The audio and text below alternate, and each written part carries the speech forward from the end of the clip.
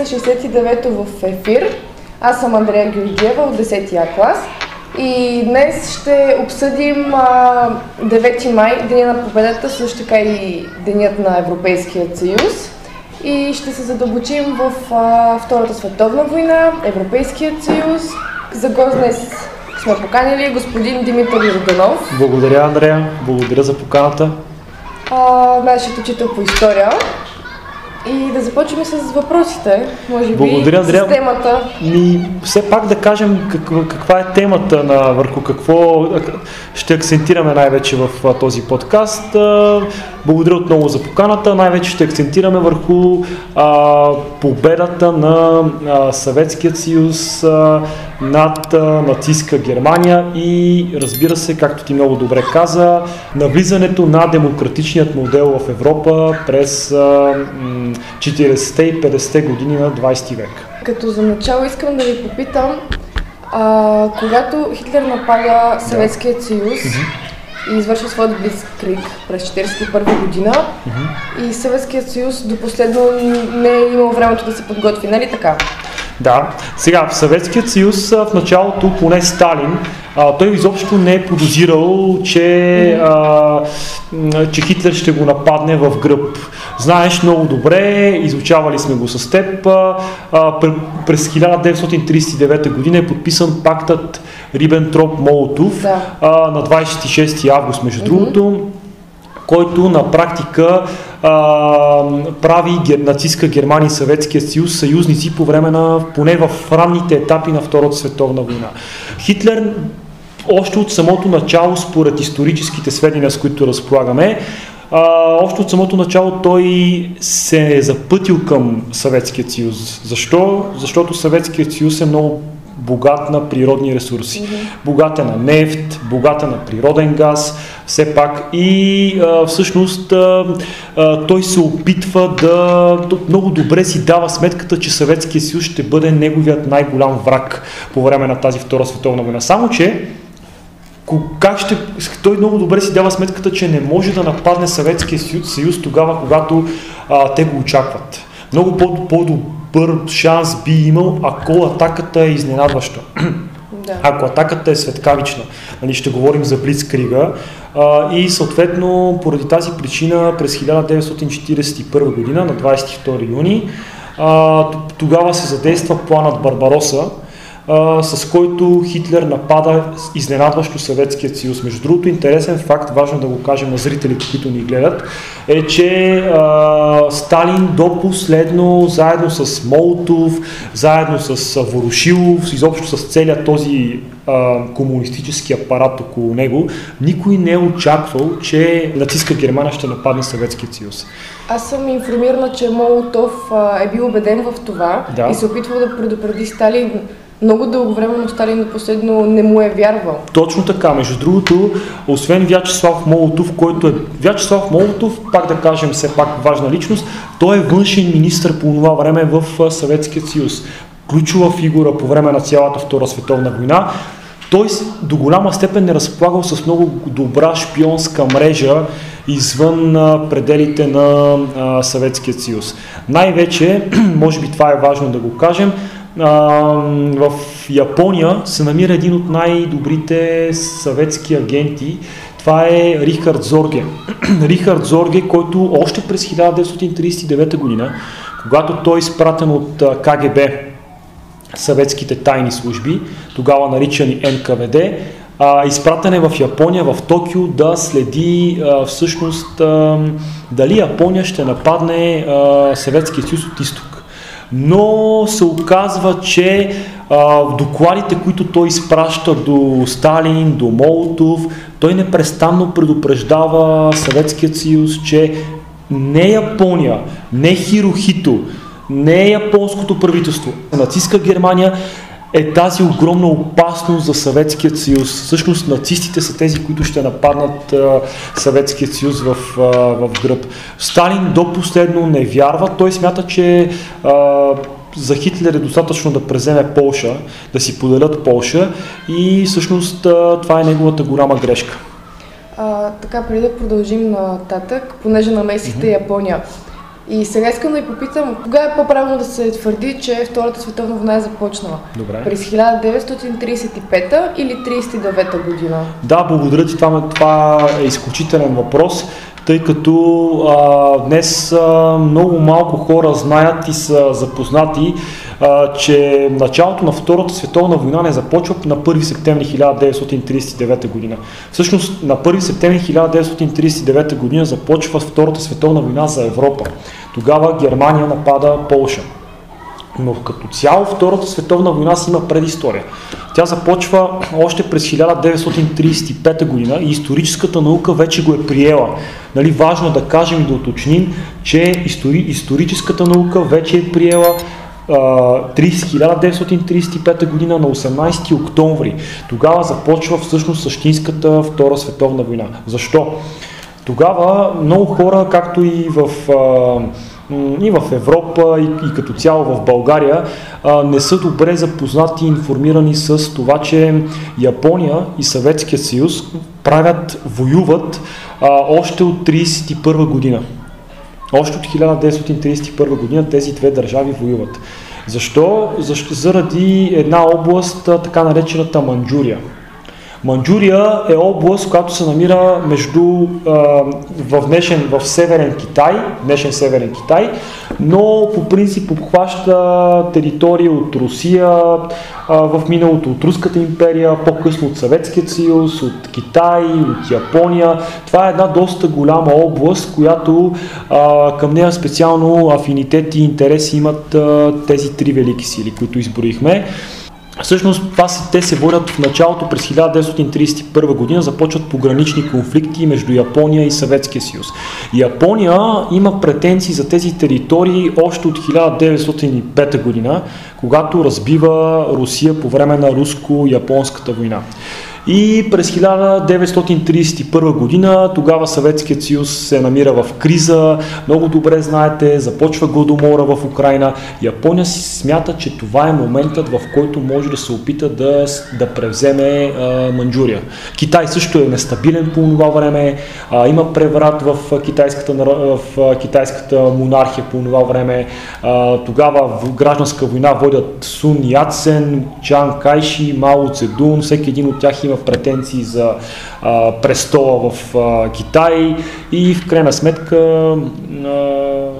от това се възползват японците, които в този момент изживяват своя апогей по време на... Те са много си крайни националисти в този момент, имат претенции за огромни части от Източна Азия и всъщност войната започва през 1935 година, когато така наречената Квантунска армия, така наричана японската армия, Квантунската армия навлиза в посока север към Съветският съюз, към съветската сфера на влияние на Манчжурия, към съветската част от Манчжурия. И всъщност така започва Втората световна война. Япония, много е грешно, това е между другото, че Япония не е нападнала Съветският съюз по време на Втората световна война. Напротив, Япония напада Съветският съюз, но тогава се намесва генерал Георги Жуков, за който може би ще стане въпрос по-късно. Георги Жуков нанася съкрушително поражение на японската армия. Съветският съюз, това с което превъзхожда японската Квантунска армия, всъщност са танковете. Това е една от причините по-късно Япония да се откаже да напада Съветският съюз, тъй като не разполага с достатъчно добри танкове. Точно това исках да ви питам отново, понеже Третият райх, Италия и Япония са били съюзници по времето на Втората световна. Но през 1944, нали, вече след като режимът на Бенито Мусолини пада, Италия обявява война на Германия. И исках да ви попитам, Япония в този момент, какво се случва с нея? Тя каква функция има? Сега, Япония, това е важно да го кажем, през 30-те години има много големи спорове в тяхното правителство. Между другото, там има големи правителство, император, дали и как да се започне тази бъдеща война. Правителството е на мнение, че трябва да се нападнат Съединените американски щати. Цялото правителство възприема идеята, че САЩ, което е странно, защото САЩ и Япония имат сключен договор за ненападение. Тоест, те са сключили договор с погодба, даже ако за Германия най-големият износител в този момент на ресурси е Съветският съюз преди Втората световна война, то парадоксът е, че най-големият износител за Япония е със Съединените американски щати. Тоест, сега има спорове коя да се нападне, по какъв начин да се случи цялата война. Японският им, в крайна сметка, надделява мнението на японското правителство, че трябва да се нападнат Съединените американски щати и Великобритания. И Франция трябва да отбележим. Защо? Японците смятат, че Британската империя е издъхваща империя, отслабнала империя. Те искат да отнемат нейните колонии. Япония възнамерява да нападне Австралия, да нападне Филипините, да презема огромни части от Китай, в това число Хонг-Конг, Шанхай, нали? А особено Хонг-Конг е британска колония. Отделно Япония, т.е. Япония се насочва към британско-френските колонии в Азия. Тя смята, че по-лесно е да завладее тези части от света, отколкото да напада Съветския съюз, който плюс това е една огромна територия и най-вече, пак казваме, японците нямат необходимите танкове, за да водят подобна война. Отделно японците, представете си, нападнали са огромния Китай като територия. Те не могат да си позволят чисто като ресурси да нападат Съветският съюз по-на север. Защото тогава вече периметъра на войната става твърде голям. И те по-скоро искат да намалят периметър и да се задоволят с владения и около британско-френските колонии. Разбира се, най-голямата им грешка е, че засягат и пряко интересите на Съединените американски щати. Тъй като японците много сериозно подценяват САЩ. Японското разузнаване получава информация, че Съединените американски щати нямат необходимата пехота, необходимите кораби. За тях най-голямото притеснение е Съветският съюз. Тук може би, само ако позволиш, разбира се, да спомена нещо, да вметна, ако гледаме от днешна гледна точка, японците са направили много голяма грешка, че не са нападнали Съветският съюз в гръб. Може би това ще да им спечели войната. Но, тъй като по това време липсва сработеност, консултации между Германия и Япония. Немците възприемат идеята, че в началото трябва да бъдат в добри отношения с Съветския съюз и да нападнат Съветския съюз внезапно и светкавично, блицкриг. Японците имат друга идея. Японците искат моментално 1939 година веднага да се нападне Съветският съюз, да не се чака.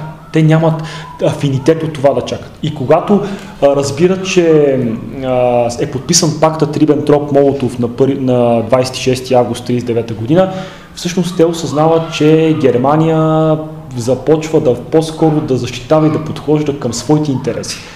Най-голямата им грешка е, че в този момент Япония и Германия не сработват своите отношения помежду си по най-добрия начин. Отново ли причината за бързият обрат в войната, говорим за Третия райх и за Съветския съюз, е ресурсите, които Съветския съюз имали, понеже разликата в цифрите е много голяма? Да, между другото, наистина, това е много добър въпрос, за който питаш, тъй като исторически Германия винаги е възприемана като индустрия, богата на какви ли не ресурси. Всъщност Германия още преди Втората световна война е страдала от недостиг на нефт, недостиг на природен газ. Точно поради тази причина с Хитлер се надява, че първите 2 години от войната той ще източва ресурсите на Съветския съюз. Той обаче не преценява това, че в крайна сметка войната ще се проточи доста дълго време. Хитлер, преди да нападне Съветския съюз, той е изпратил редица разузнавачи в Съветския съюз. Между другото, един от тях е бъдещият генерал по време на Сталинградската битка Фридрих Паулс, който е немският главнокомандващ по време на Сталинградската битка. Той бива в Съветския съюз, разузнава. Разузнаването не работи по никакъв начин за Хитлер. Оказва се, че Съветският съюз се разполага с огромен потенциал, огромни ресурси. Хитлер, може би, според повечето историци, се е заблуждавал, че когато Германия нападне Съветският съюз, затворниците, които са разположени в Сибир, може би ще вдигнат някакво въстание, ще се опитат да се противопоставят на Сталин. До Хитлер достига сведението още през 1937-1938 година по време на най-големите избивания и най-тежките години в Съветския съюз, когато Сталин ликвидира огромна част от елита в Съветския съюз. До него достига сведението, че целият военен елит на Съветския съюз е ликвидиран по това време. По това време един от генералите, генерал Блюхер, които участват в тази война, по време на гражданската война, по време на войната между Полша и убит още 30-те години. Хитлер смята, че е ликвидирана целият военен елит, с който разполага Съветския съюз. Ресурсите, те са ключови, те ще се отразят, както ще стане по-късно въпрос в войната. Исках и да обърна внимание на генерал Василий Чуйков и Михаил Шумилов, които се представят, така да кажем, доста впечатляващо във войната срещу... Да, благодаря ти за въпроса. Василий Чуйков и двамата са велики генерали от времето на Втората световна. Между другото, интересни неща за тяхната биография са, че никой не е очаквал, че тези хора въобще ще станат военни. Знаете, двамата са родени през 1900 година. И двамата са родени в бедни семейства, в дворянски семейства. Техните родители, между другото, са били даже все още под властта. Техните родители са били дворяни, занимавали се с селско стопанство, с земеделие, също така. Изобщо хора, които не са могли да осигурят по никакъв начин добро образование. Особено Василий Чуйков, той между другото ще си позволя да акцентирам върху неговата личност, тъй като Шумилов участва в Сталинградските боеве, участва в Курската дъга, между другото, участва по-късно в обсарата над Берлин и победата. Той влиза вътре в Берлин. Но Василий Чуйков е една много забравена личност, дори от самите руснаци, между другото, тъй като той по време на Първата световна война той е повикан, разбира се, но той няма никакъв опит. Той участва в сраженията през началото на 1917 година. По-късно, тъй като е ранен много тежко в крака, получава шрапнел в крака. Върнат е обратно в Русия, където му е оказана помощ, разбира се, той получава отпуск. И по време на където всъщност той започва все повече и повече, връщайки се от Русия, той вижда, че настроенията вътре в държавата са катастрофални. Цялото население иска бунтове, иска въстания. Никой не е доволен от властта на руският император Николай II. Никой не е в този момент застава и ново правителство. Въобще Чуйков е една личност, която се зарибява по комунизма и по работниците. Още повече баща му е работник, той самият също, между другото, преди да участва в Първата световна война, това е интересното за него, че участва в една такава фабрика за производство на шпори. Шпорите, които са били използвани в облеклото на руският войник и масово в предприятията в Русия работниците искат въстание, искат революция. Техните права са омаловажени, те нямат никакви права в този момент. Положението е доста тежко. В Русия е глад, мизерия. Въобще всичко говори за бъдещата революция. Чуйков има много дейна роля в полско-съветската война. Той самият влиза във Варшава. Той успява да нанася много тежки поражения на Полша, но накрая, както знаете, поляците се мобилизират, активизират се и поради грешки не толкова на Чуйков, колкото на Сталин, който по време на тази война Чуйков демонстрира своите качества. Той не е на принципа на нападението, той е на принципа на защитата. Както и по време на Втората световна война. По време на Втората световна война, в битката при Сталинград, ако Фридрих Паулс, е възприеман като най-добрият нападател, като най-добрият тактик на нападението, то безспорно трябва да кажем, че Чуйков е възприеман като най-добрият защитник. Той още от самото начало предупреждава Сталин да се цени, да се уважава здравето на съветския войник, здравето на руския войник по това време. Нещо, което Сталин не е възприемал. За Сталин по-важно е била победата, без значение с какви средства ще се използва тя. Там важна е победата. За Чуйков е важно здравето на войника. Те затова и войниците са го обичали, между другото, защото той спи под дъжда с войниците, храни се с войниците, носи скъсани дрехи, зле облечене, както войниците. Изключителен респект си имали към него. По време на една от войните му в полско-съветската война пак се връща с шрапнел в кръка. Никога след това този шрапнел, дори с подобряване на медицината в Съветския съюз през 40-те и 50-те години на 20 век, не е изкаран. Участва по време на съветско-финландската война, участва по време на окупацията на Съветския съюз прямо Полша, участва, разбира се, и по време на Сталинградската битка. Именно той осъзнава как може да бъде победена Германия. По това време Луфтвафе при Сталинград бомбардират много сериозно. Сталинград е бил превърнат, просто само камък е останал, деца вика. Сградите са били разрушени по един брутален начин. И тогава той всъщност осъзнава, че разрушените сгради му дават известно предимство. Защото в крайна сметка съветските войски могат да използват по някакъв начин тези разрушения за естествена защита. Отделно той дава заповед съветските войски да се придържат колкото може по-близо до артилерията, до немската артилерия. Не да бъдат на разстояние надалече, да бъдат лесно. Те трябва да бъдат близко до артилерията. И така всъщност края на 42-та, началото на 43-та година вече Сталинград обръща хора на войната и тук дейна роля има Василий Чуйков, който е един от малкото съветски генерали, които не са извършвали зверства, когато влиза в Германия. На него е поверена задачата да влезе в Берлин, тъй като днес темата е именно 9 май. Именно на него е поверено да влезе победоносно в Берлин. Но това се случва на 8 май, 8 срещу 9 май. Това е тема, която предполагам, че ще засегнем в подкаста.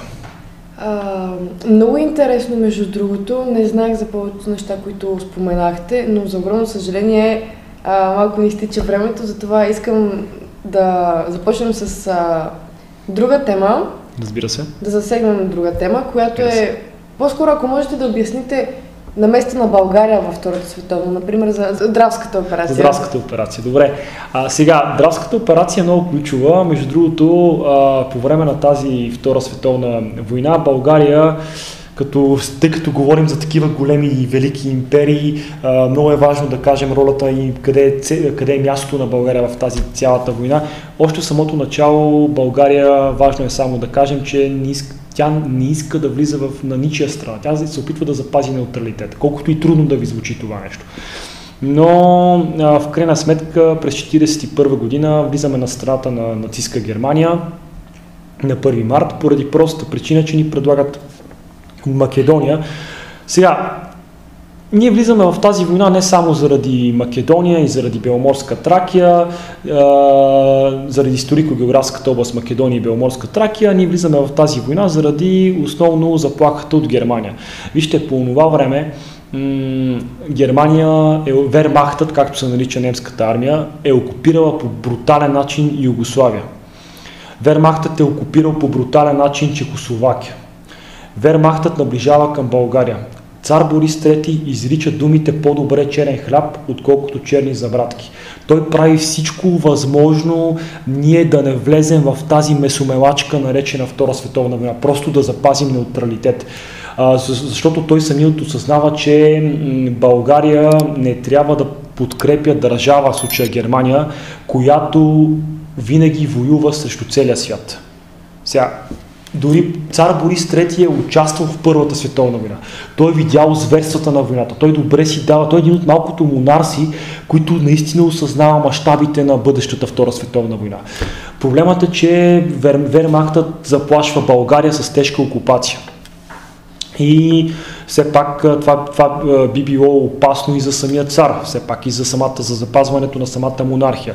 Цар Борис III за това, заедно с Богдан Филов, тогавашния министър-председател на България, сключва договор, с който България трябва да запази, да не изпрати нито един войник на източният фронт, но същевременно да влезе в Беломорието и в Македония. Ние същевременно обявяваме символична война на Съединените щати на Великобритания. Между другото, Франклин Рузвелт, американският президент, много добре осъзнава и подкрепя България през 1941 година. По-късно Чърчил се налага да го мотивира да напада България през 1942 година, но всъщност американците много добре са осъзнавали опасностите, нашите премеждия по време на тази война и защо влизаме на страната на Германия. Другото, което разбира се за Германия, България е много ценна. Ние вземаме централна позиция на Балканският полуостров. Чрез нашата територия се може да контролират както Гърция, така и Югославия, така и дори до някаква степен и Турция, която в този момент е неутрална. Тя не влиза във Втората световна война. И това, което мотивира, разбира се, Германия, ние отново да влезем на нейна страна, е Гърция. Имайте предвид, че Гърция побеждава Италия по време на в първите битки. Мусолини допуска много голяма грешка, тъй като ти спомена Мусолини. Сега, важно да кажем, че на 9 септември 1944 година, когато е превратът, когато Съветският съюз, неговите войски влизат в България, България в крайна сметка по никакъв начин не се съпротивлява срещу съветските войски и ние на 28 октомври ставаме съюзник на Съветския съюз. Подписано е Московското примирие. Не сме обаче съюзник на Съединените щати и Великобритания. Значи до края на Втората световна война, с чак 1947 година, е официалният мирен договор с САЩ и с Великобритания. Дравската операция или Драва Суболч, както е известна, тя е много ключова, тъй като ще си позволя да цитирам наскоро успях да му прочита книгата на един голям българин, той е известен като Николай Калайджиев. Николай Калайджиев, участник във Втората световна война, той казва така: по време на последните битки от Втората световна война, българската армия изигра много ключова роля. Благодарение на нас, казва той, беше освободена Югославия от немският режим, беше освободена Унгария, беше освободена Хърватия. Проблемът е, че българският войник не искаше да се бие, казва той. Защото българите много добре осъзнавахме, че тази война не ни носи нищо печелившо. Ние не можем да спечелим от тази война. Ние по-скоро можем да загубим. Тъй като българският войник добре осъзнава, че Македония отново е загубена цел. Вижте, тук искам само да кажа, ако позволиш, Андрея, надявам се времето да достига, но България е единствената държава в световен мащаб, която никога не е влизала в война, за да завзема чужди територии. Както, например, има афинитет Хитлер или както съответно имат афинитет италианските фашисти или както дори Съветския съюз има афинитет. България винаги влиза във всяка една война, за да върне своите, аз ги наричам деца, в случая Македония, Беломорска Тракия и до някаква степен можем да кажем изгубената Южна Добруджа. Точно ще да засегна Бреганишко-Струмишката операция, заради това, което казахте. Но като за последен въпрос относно Втората световна, искам да ви попитам нещо, което сигурно много хора са се запитвали. Ако победата на Третия райх тогава беше факт, това как щеше да се отрази на цяла Европа? Сега, преди да кажа това, искам само да кажа нещо свързано с България, ако позволиш. То е, че Сталин казва следните думи, преди когато разбира, че българите вече стават негов съюзник. Единствената държава, която може да се сражава в този момент срещу Германия, е България. като сила, като война, като войска. Колкото и странно да звучи днес, България е имала капацитета да води битка, да се сражава и да бъде равностойна на Германия. И ние побеждаваме, разбира се, немците при драва. Сега, тъй като денят е свързан с победата над фашизма, това е едно събитие, което със сигурност много човешки животи допълнително щяха да бъдат избити. Това, което прави фюрера, това, което прави Хитлер по време на войната е жестоко. Убийството на евреите, не само на малцинствата, на хората, които по някакъв, които, така как да кажа, нямат абсолютно никаква вина за загубата на Германия след Първата световна война. Ако сметнем, че Германия има правото да води Втора световна война като отмъщение за несправедливия Версайски договор, то всяка друга крайна форма е абсолютно незаслужена. И може би, между другото, тук ми се иска да засегнем така важната тема за евреите, ако позволиш. Да, точно исках да ви прекъсна за малко. Разбира се. Да кажем, че Германия беше победила във войната и нали, цар Борис III успява да спаси нашите евреи, българските. Предполагам, че ако Райха беше победил, нямаше да си останат... Само можем да гадаем, нали? В историята няма ако, но въпреки това трябва да кажем, че това, което цар Борис III прави е наистина, според мен, впечатляващо. Вижте, да, не само цар Борис III, разбира се, Димитър Пешев, Българската православна църква, въобще целият български народ, по това време от изключително важно и ключово значение начинът, по който се случва спасяването на евреите. Да накараш да излъжеш Хитлер по някакъв начин, че използваш тези хора като работници, да въведеш в страната си една камара антиеврейско законодателство и да не го спазваш, това е велико по това време. Така че, като заключение, само казваме, че не трябва да се омаловажава ролята нито на България, нито на Съветския съюз, нито на която да е източна държава, която е водила война срещу западна държава, тъй като ролята на България във Втората световна война е огромна. Според мен незаслужено не се засяга в Западна Европа. Паметниците, които са изградени в Унгария, тъй като и там също има паметник на съветската армия, той не е само посветен на съветските войски, той е посветен като цяло и на българските войски, които се сражават в тази Втора световна война. Да, ролята на... Има цял парк, извинявам се, че прекъсвам, който е с съветски паметници. В Виена също така има, но нашите войски до Виена не стигат. Ние стигаме до Унгария, което между другото отново е незаслужено. Ние заслужавали сме да влезем в Берлин. Сега, като заключение, трябва да кажем, че 9 май е един ден, който трябва да се помни, навършват се 80 години от 45-та година, от спечелването на Втората световна война, и това е ден, който, как да кажа, това не е победа само над фашизма и над нацизма и изобщо над крайните идеологии. Това е победа като цяло на Европа спрямо всякаква форма на несправедливост и форма на дискриминация, на нетолерантност и на...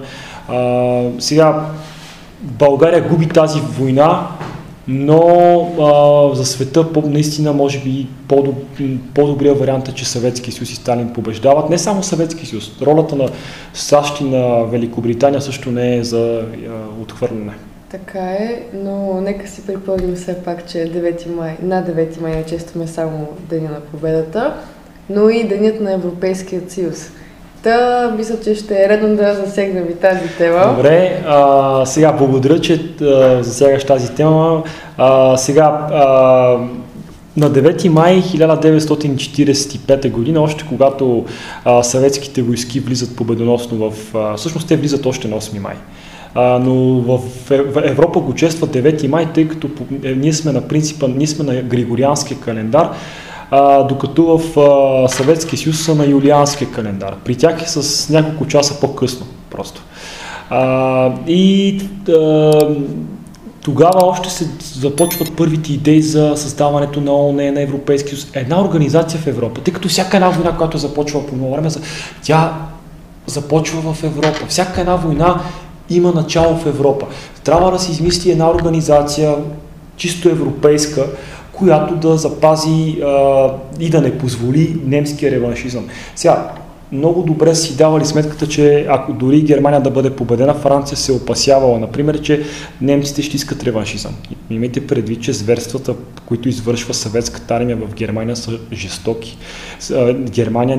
Германия със сигурност всички са смятали по това време, че тя няма да се откаже, ще поиска реваншизъм. Все пак те си учат уроците от Първата световна война. И тогава, разбира се, Робер Шуман и Жан Моне, много големи така френски, да ги наречем, аз ги наричам просветители, политици, дипломати, особено Жан Моне дава идеята за създаването на така наречената Европейска икономическа общност, или както в началото също се наричали, идеята е да създаде едно обединено европейско общество, в което да търгува помежду си, което на преден план и на преден показ да бъдат икономическите ползи, а не толкова военните, и най-вече да започне една интеграция на Европа по примера на Съединените американски щати.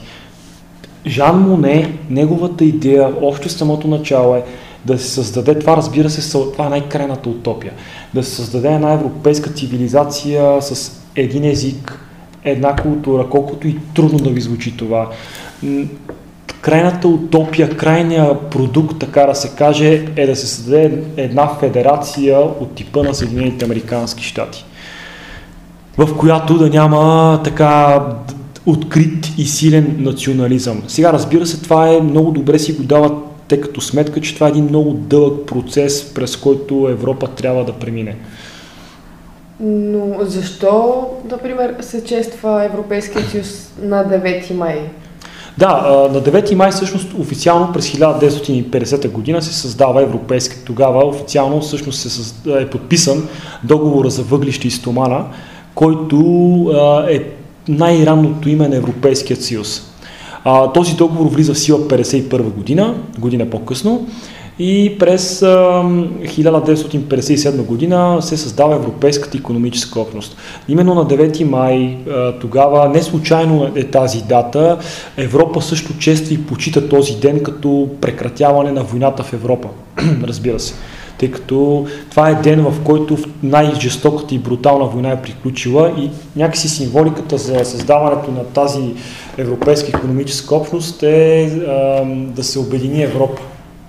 Да се обедини Европа, по това най-вече Франция и Германия. Вижте, и двете световни войни започват именно заради неразбирателствата между Германия и Франция до голяма степен. И двете световни войни са свързани с тези събития. Така че идеята е най-вече тези две държави, Германия и Франция, да стигнат до споразумение помежду си, по това време Федерална република Германия, Западна Германия, да стигнат до споразумение помежду си и двете държави да изиграят важна роля за мира в Европа. Разбира се, тук не казвам Великобритания, тъй като тя влиза на по-късен етап. Важно да кажем, 6 основателки на Европейския съюз, които изиграват важна роля за това, са именно за мирът в Европа. Аз ги наричам майките основателки на Европейския съюз и изобщо на крепителките на мира. Това са Франция, Федерална република Германия, разбира се, Холандия, Белгия, Люксембург и Италия. Разбира се.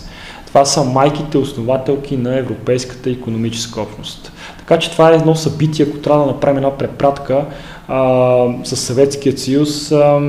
Това е едно събитие, което знаменува края на Втората световна, и това е събитие, което навсякъде се празнува с огромно щастие. Никой не иска да загива на фронта по това време.